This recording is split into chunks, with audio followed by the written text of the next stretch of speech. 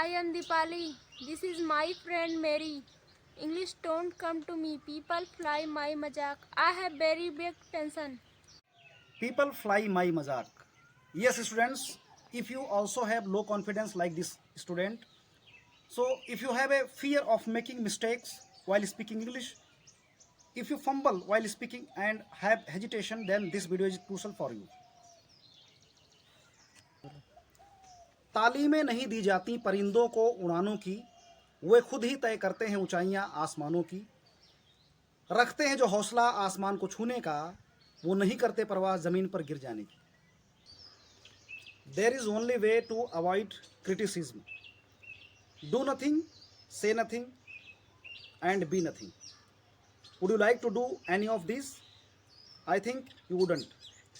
Because I think learning is a part of creativity, and creativity doesn't allow to creative persons to be still. I think so. Why are you learning English? This is the question. Obviously, you want to learn. So learning is a slow process. Every time you lose, you gain experience. When I stand before God at the end of my life, I would hope that I would not have a single bit of talent left and could say, I used everything you gave me. Always remember, guys, failure is better teacher than success.